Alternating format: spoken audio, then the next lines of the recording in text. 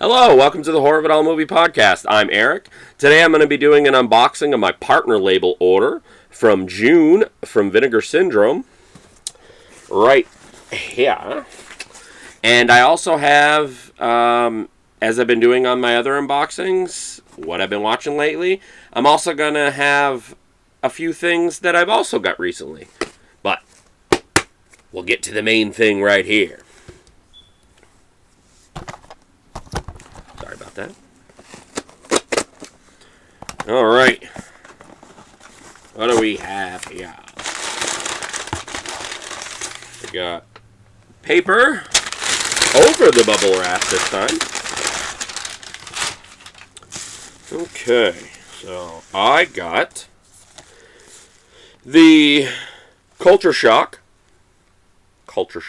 You can get this t-shirt on their website, not Vinegar Syndrome, but on the Culture Shock releasing website. Night Ripper. The inside. As always, I'll open it with you.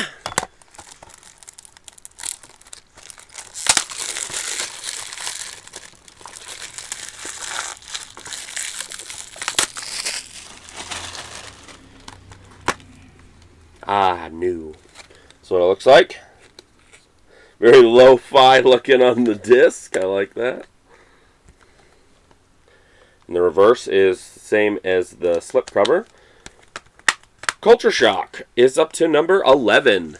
I know that that doesn't include their other like sub-labels and things like that. But as for Culture Shock, Night Ripper.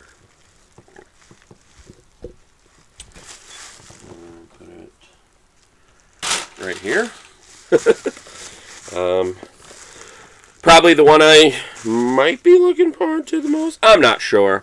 But I've been waiting for this, so to speak, ever since I heard Brad Henderson talk about it. Video Violence. Look at this thing. Nice hard box. Dual slip. It's like a video store.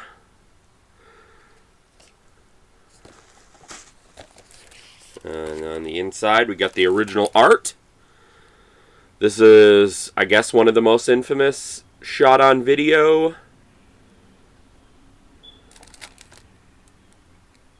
At least I think it's shot on video. I believe it is. It's been so long since I watched anything to do with it, so. Too violent to rate. When renting is not enough. Could this happen in your video store? Just reading all the little tagline things on the front.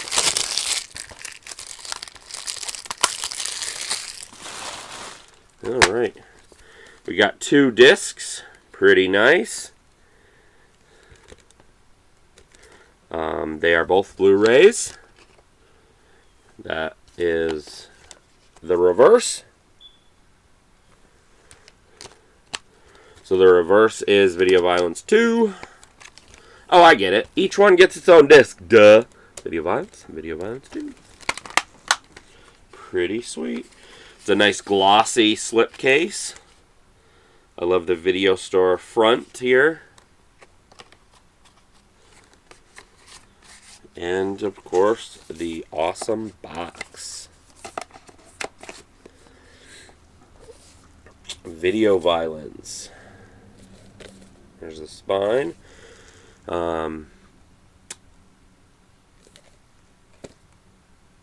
Terror Vision is up to number 5.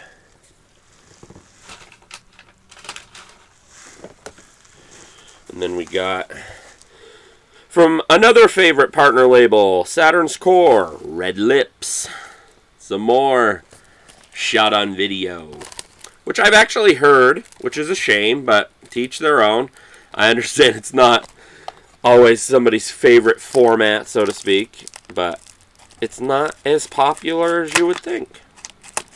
Some people shy away from it, and that's cool, but it's kind of a shame because there are a lot of shot-on-video movies that I think are pretty good. But to each their own. I mean, it's not for everybody. That's the disc. And the reverse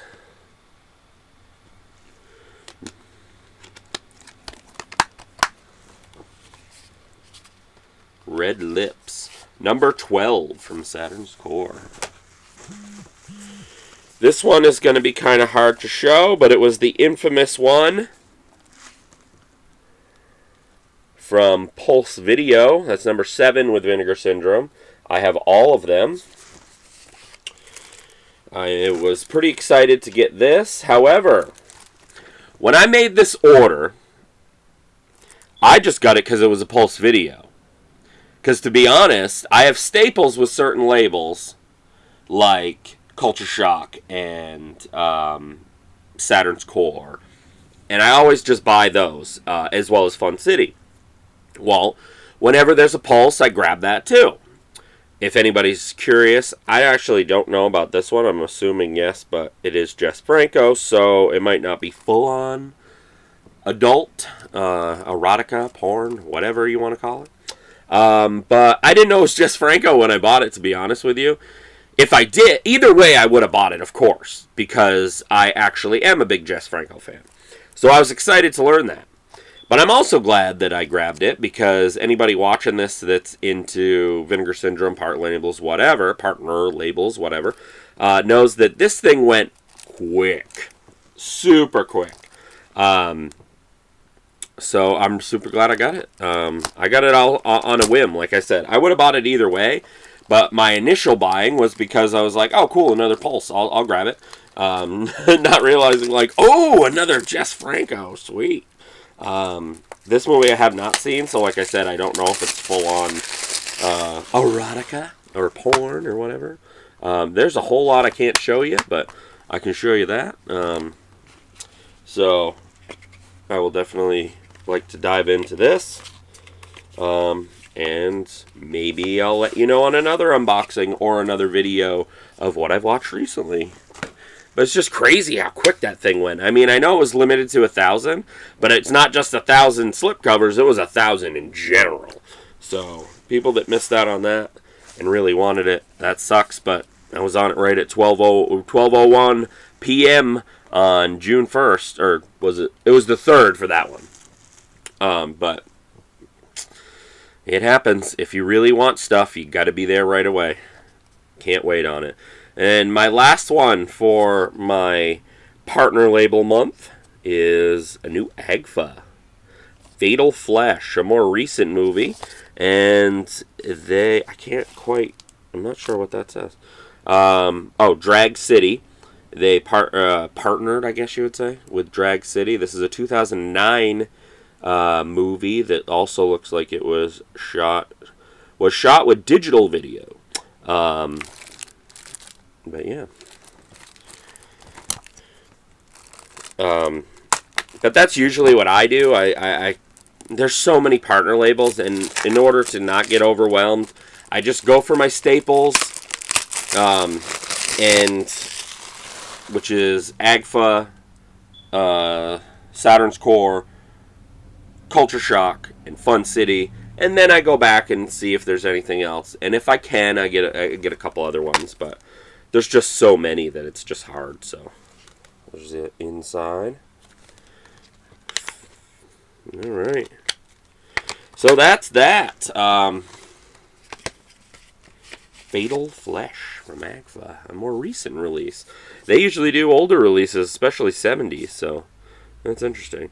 After watching this film, I started drinking mouthwash on the rocks. Says Harmony Corinne. Okay. I'm ready for some crazy shit, I guess. Alright, well, that was my partner label month order. Couple other things that I've got recently. I got a bunch of shit right here. I already opened this, but this didn't come in this box, but I got Messiah of Evil. I had the disc already, but Diabolic was running this little sale, I guess. I don't know if you can still get it, to be honest. Came with the slipcover, which is very Vinegar Syndrome. I made a joke to my wife, though, because as much as I like what Code Red puts out for the most part, I made a joke of, Oh, they're trying. You're not Vinegar Syndrome. You need to cut it out. And they're far from Vinegar Syndrome, in my opinion. But they put out some stuff that really is like, oh wow, okay, somebody put it out good. But yeah, it came with this, as well as t-shirt. Like I said, I just got the slipcover and the t-shirt, not the movie, because I already had it. There's the t-shirt. I don't know, again, if you can still get it. I'm terrible with those things with checking. This was a surprise because anybody that's waiting for this, and you'll find out what it is in a second, if you're like, where's my my shipping confirmation or whatever, I didn't get anything. I've checked my whole email, spam. I know they always say check your spam. I've checked everywhere. I've never got a thing, so it was a surprise to get it. I ordered this a few months ago. It's the same people that do In Search of Darkness, but they did a sci-fi documentary, In Search of Tomorrow. So, I'm pretty excited to dive into this. Comes with a book and a reverse, which is the same as the slipcover, but more... No, same. I was going to say more blue. Duh. That's the case there, guy. But yeah, I personally am a huge fan of the work that they do. I can't wait for In Search of Darkness 3. But I figured, hey, I love movies. I don't like sci-fi as much as I like horror. But In Search of Tomorrow, it's 5 hours, just like the other one. So it's super in-depth. If anybody's curious, this card came in it, and it said, available to order in October. So I don't know if this is like last October, because I know they do like the backing thing, and then you can still buy it later. And then I've also heard December for this year, so I don't know. It's either October or December. And they're also doing Aliens Expanded. I don't know if Aliens needs a 5-hour documentary, but cool. I love Aliens. Comes some stickers. Those are all stickers. And it came with posters.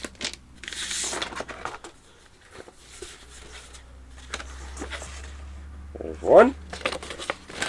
Now, I know a lot of people might be like, well, I don't need all that. Can I just get the movie? I personally don't know, because usually I think it's just like a bundle. Really nice. Which does make it run a little bit. I mean, I think it was $70 or something like that for the bundle. But I love this art. I love this type of art. I know a lot of people don't, because it's so like busy, but pretty cool. I will fix these later, because I want to do it on video here. I don't think I'm going to go through all these, but I did get a Kino order on their most recent sale. I don't always do their sales, and Kino titles for me do pile up, and I do, once I watch them, I watch a bunch of them at once. But I don't know how I've never seen this movie. It's a ton of directors. It's directed by Joe Dante and John Landis and a few others that I'm not sure of. But was it Amazon Women on the Moon? Sorry about the glare. This one is one of the reasons why I did the order, because this came out recently and I've wanted it, and I kind of went back and forth, like, do I want, I think it was 88 films that released it. I ended up going with this one, Violent City, Charles Bronson. Pretty cool, pretty sweet. That's the alternate. Screams of a Winter Night. Now, if you look up this movie and watch the trailer, it doesn't tell you jack shit. Because apparently, and I haven't watched it yet, but it seems like that. It's an anthology, and it doesn't tell you that. At least it sounds like an anthology. Now, I was debating on even showing this one, because I know it's stupid, but I'm like, it's cheap, I'll check it out. Everybody says it's terrible, but hey, maybe it'd be a terrible good time. Vanilla Ice is Cool as Ice. Nancy Allen and David. Oh, I forgot how to pronounce his name. Naughton. That's probably wrong. From American Werewolf in London fame. Not for publication. That was another cheap one that I've been meaning to check out because I'm a big fan of Nancy Allen. Play It to the Bone. I picked it up because it was $5. I've seen it when it came out in '99. But yeah. And these ones are ones I already had, but excuse me. But yeah, so that was my Kino order.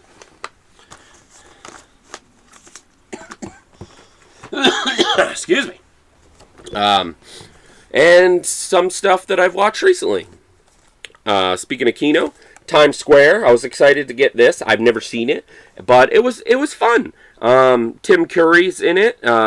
It's basically about this girl who, one of those, classic stories of she had a terrible home life and this and that happened. I won't go into details. And basically she just lives wherever she can and she befriends another girl. And in the heart of Times Square, a poor girl becomes famous. A rich girl becomes courageous. And both become friends. It's a very fun movie. And she basically wants to be a singer. And Tim Curry kind of helps with that a little bit. But, yeah, Times Square, I recommend it. It was a lot of fun. This one I also got in my Kino order. It's actually a Scorpion and distributed by Kino. Never seen it. Always wanted to. Almost Summer. That's the reverse. This is the main cover. It's definitely a precursor, or whatever you want to call it, because it says, paved the way for Fast Times at Ridgemont High and the Breakfast Club. I agree, definitely. It's similar to, especially Fast Times, because there's a lot of characters and a lot going on, but Almost Summer. This I wanted to mention so I don't forget. I meant to show it on my top 10 favorite horror movies of 1987, because I had little extra things that I did with that, like my Creepshow vinyl and stuff. Check out those videos. That'd be cool. I still have the original from when it came out. Well, maybe not when it came out, but I got it at some point along the way. It's the Dream Warriors single, as they called it. It's basically like an EP because it has 3 Dawkins songs on it, but I wanted to show that because I thought it was cool, and I still have the cassette. Because Dream Warriors was in my top 10. I'm not saying where. If you want to check that video out, that'd be awesome. But, yeah. Another thing I watched recently from the new Christopher Lee box set was Murder Story. I honestly just thought it was okay. It was a good watch, but I don't know if it's something that I'd revisit all that often. I think I will rewatch it again at some point, because sometimes that happens and you get more of an appreciation for it. However, the bonus movie, which is basically almost like, I don't want to say a VHS rip. The quality seemed a little better than that, but maybe, I don't know. Mask of Murder, that movie was really good. So I really liked the bonus movie. Murder Story was okay, in my opinion, of course.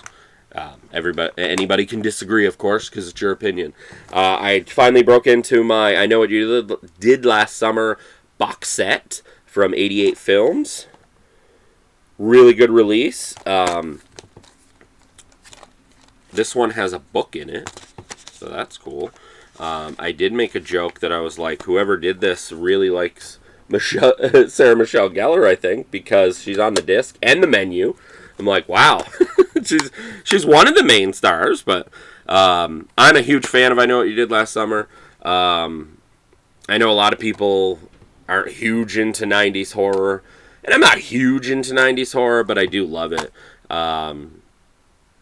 Because, of course, 80s and 70s are my favorite, especially 80s. But I like movies from all decades, as I said on my last video. But I Know What You Did Last Summer, pretty good release. It has a bunch of extras on it, new and old. So, yeah. I haven't watched I Still Know What You Did Last Summer. and the dreaded I'll always know what you did last summer or some shit or whatever that has nothing to do with the first two. And I don't even think I've ever actually, and this is weird for me to say. I even hate saying it because I'm never this person. I always watch a whole movie. I don't know how some people can be like, well, I started it or I've watched it. Like, I can understand growing up and seeing parts of a movie because it's on TV or whatever. I've tried to watch I Still Know What You Did Last Summer. I've never finished it because it's just... I love I Still Know What You Did Last Summer. I'll always Know What You Did Last Summer is the one that I'm like, oh my god. But I'm going to get there. I'm going to finish the fucking movie. Another one that I wanted to mention was Culture Shock number 9, Video Murders. This was a pleasant surprise. It almost looks like it's shot on video, but it's not once you watch it. My Letterboxd review, it's not a review, it's just my opinion about the movie, really, is basically about this guy who lures these women to his place and wants to videotape them, and he kills them. For me, it almost runs like a Unsolved Mysteries in a way. Like, that's the feel I got. I could be alone on this, but... so much so that I was waiting for Robert Stack to start a narration at any point in time, but very, very good. I highly recommend it. Shout out to Culture Shock as always. They check out my videos from what I understand, so shout out to them. Video Murders, I highly recommend it. The newest VSA that I watched, number 24, Red Surf. I've heard mixed things about this. I don't think I mentioned it on a video. If I have, I apologize, but I fucking love this movie. This is one of, I'm not going to say where, my favorite VSAs, because, and I say that because I'm going to be doing a ranking of my VSAs. At some point, I just got to just do it and say it doesn't include these or whatever, because every time I go to do it, more are released, and yeah. But Red Surf, I fucking loved it. I'm not a huge... Like, this artwork's okay. I'm not a huge fan of that artwork. I like that artwork, especially. But George Clooney's in it. He was great, of course. Who else was in it? Doug Savant. He was in Teen Wolf. He did a really good job in this movie. And so did Gene Simmons. I'm a Kiss fan anyway, but Gene Simmons as an actor... I like him. He was in. He had a bit part in Trick or Treat. He has a bigger role in this one. He's not the main star, but as you can see, he's like the fourth star. Dee Dee Pfeiffer, who was Michelle Pfeiffer's sister. I was surprised of how many things I've seen her in. She was in Seinfeld. I was like, where have I seen her? I've seen her in other things, but the first thing that came to mind was Seinfeld when George was like, "Hi, my name is George. I'm unemployed and I live with my parents." And she's like, "I'm Victoria. Hi." And that's basically her line for the most part. But anyway, Red Surf. I really loved it. There's mixed feelings about it, I guess. But as there is with most movies, what am I saying? But another highly recommend, Red Surf. A lot of fun. What did I also want to mention that I did also mention on Letterboxd? Gene Simmons is a badass in this movie, in my opinion. But yeah, Red Surf is super fun. Yeah, Red Surf, I love it. Only a few more here. Sorry, I've watched a lot recently. I don't know if I mentioned this on another one. I know I've done it in an unboxing, but another culture shock that I watched recently, Game of Survival. Another mixed one, but I had fun with it. It was very basically no budget fun. It's basically about these like I don't know what you would call it. They're aliens, but one looks like a punk, and then another one that like. They just look like badasses, I guess, and they're all trying to get this ball, which when one of them finds it, it's just funny where it is. But they come from another planet, and it's basically a game. And whoever gets the ball and survives, because they start dying one by one if they kill each other or they fight or whatever, and they go back to the planet, and that's who wins. That's the gist of the movie. Like I said, it's very low to no budget. Really cool release. Municipal Waste is on it with the Slime and Punishment video because one of the guys on the movie. I really wish I remember his name, but the Mohawk guy here.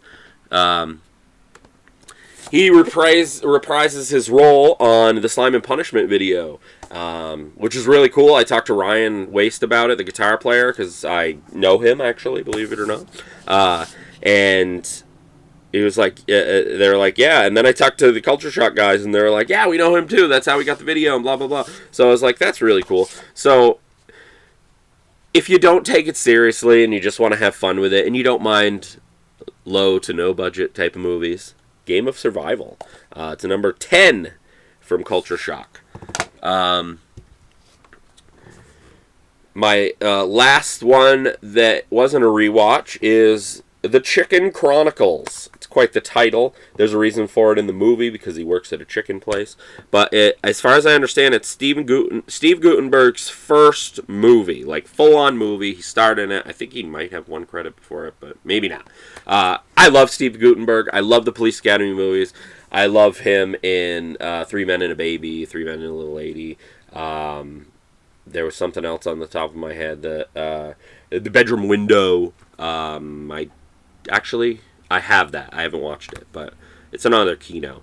But 1977, it's set in the late 60s, at a California high school, and yeah, it's one of those high school like movies. I love watching these type of movies, or like sex comedies and things like that. This is not a sex comedy, but comedies like that in the summertime. It feels, it feels, I don't know, it feels fun. I don't know, I like movies like that. But I threw this in, didn't know what to expect. It was a joy to watch. The Chicken Chronicles. There's like nothing for special features, but Kino's famous for that. But that's kind of what I like about Kino in a way, believe it or not, because really good releases from Vinegar Syndrome. I expect him to have a lot of special features. And what I like with Kino is if I just want to blast out a bunch of movies, they're good for that because there's really not a lot of special features, if any. So you can do that. So it's a yin and a yang type thing. I prefer to have a bunch of special features, but there are times that I just want to blast out a bunch of movies. Anyway, this one's running long. It's not just the unboxing, but the Chicken Chronicles, I definitely recommend to, if you can find it on any streaming, check it out. I don't know if it's on anything, to be honest with you, but because I have a physical media brain, I don't think of those things until I'm talking about it. Or just pick it up in a sale. Kino has sales all the time, and it'll be dirt cheap. $8-10, something like that. And then two things that I've watched recently that were rewatches. Return of the Living Dead on the 3rd/4th of July, because it was as it turned to 4th of July. I try to watch it every year. It's in my top 5 favorite horror movies of all time. You can check that out also on this channel, which is actually something that I just saved because before I did this channel, I was on my brother's podcast, and we did our top 5 favorite horror movies of all time. I also did another one that was very, very monotonous because I was doing my 6 to 10 favorite horror movies of all time, and my buddy Adam was doing his top 5, so it got a little whatever, but Return of the Living Dead, I don't have to say much about it, I don't think. It's one of the greatest horror movies of all time, as well as kind of funny in a way, but the more times I watch, like when I was watching, I was like, this isn't that funny to me, like, this is fucking, this could be considered terrifying in a way.